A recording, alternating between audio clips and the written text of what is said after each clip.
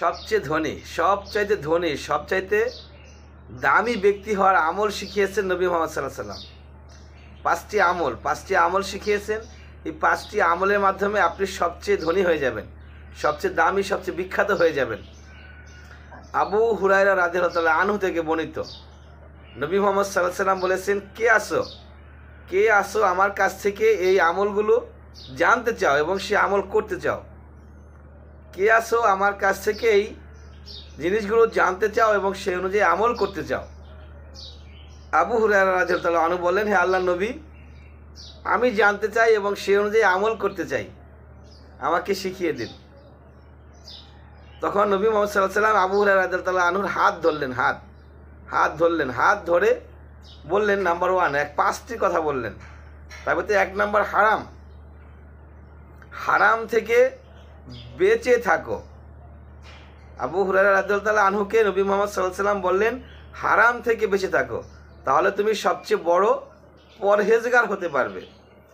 যদি হারাম থেকে বেঁচে থাকো, তুমি হারাম উপার্জন করবে না, হারাম জিনিস ভক্ষণ করবে না, হারাম রাস্তায় চলাফেরা করবে না, হারাম কোনো কাজ করবে না, তাহলে সবচেয়ে বড় পরহেজগার হতে পারবে। নাম্বার 2 নাম্বার, আল্লাহ যে রুজি দিয়েছে, যে রিজিক, যে খাবার দিয়েছেন, সেই খাবারের উপরেই সন্তুষ্ট থাকো, তাহলে সবচেয়ে বেশি ধনী হতে পারবে।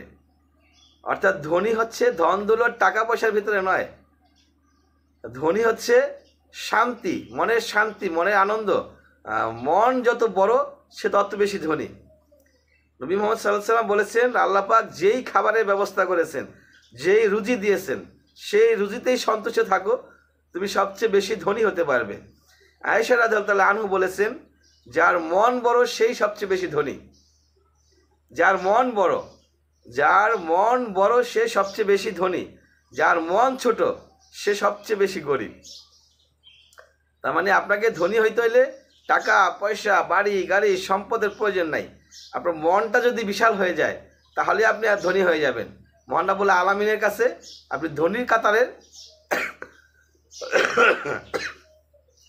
থাকতে পারবেন ইনশাআল্লাহ তাআলা। 3 নাম্বার, প্রতিবেশীর সাথে ভালো আচরণ করো। নবী মুহাম্মদ সাল্লাল্লাহু আলাইহি সাল্লাম বলেছেন, প্রতিবেশীর সাথে ভালো আচরণ করো, তাহলে তুমি মুমিন হয়ে যাবে। মুমিন হওয়ার জন্য প্রতিবেশীর সঙ্গে আচরণটা ভালো হইতে হবে। কাল কিয়ামতের ময়দানে প্রতিবেশীর সঙ্গে প্রথম বিচার হবে প্রতিবেশীর সঙ্গে। আমরা জানি যে নামাজের বিচার প্রথম হবে। হ্যাঁ, নামাজের বিচার প্রথম হবে। আল্লাহর সঙ্গে সম্পর্কিত যে কাজগুলো আছে, সেই বিচার যখন হবে, সেই বিচারের প্রথম বিচার হবে নামাজের। এবং দুনিয়াবি মানুষের সঙ্গে মানুষের যে সম্পর্ক রয়েছে, সেগুলোর বিচারের ভিতরে প্রথম বিচার হবে প্রতিবেশীর বিচার। আপনার প্রতিবেশীর সঙ্গে আপনি কী ধরনের আচরণ করলেন, কী ধরনের ব্যবহার করলেন, কী ধরনের কাজ করলেন, সেই বিচারটাই সর্বপ্রথম হবে। অতএব প্রতিবেশীর সঙ্গে আচরণ ভালো করুন। নবী মুহাম্মদ সাল্লাল্লাহু আলাইহি সাল্লাম বলেছেন, আপনি মুমিন হয়ে যাবেন।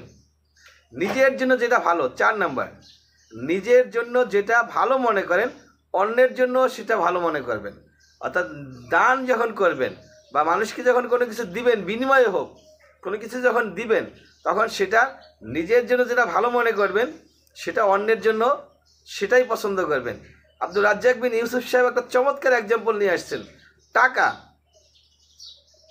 আপনি যখন টাকা দিবেন, বাজার করতে যাচ্ছেন, বাজারে গিয়ে আলু পটল পেঁয়াজ মাছ মাংস তরি তরকারি যখন কিনবেন, তখন মানিব্যাগটা বের করে বা পকেট থেকে টাকা বের করে যখন দোকানদারকে টাকা দিবেন, তখন আগে দিতে হবে সুন্দর টাকাটা, নতুন টাকাটা, যেই টাকাটা চকচক করতে আছে, যেই টাকাটা চকচক করতেছে, ওই ধরনের টাকা যেটা ভালো।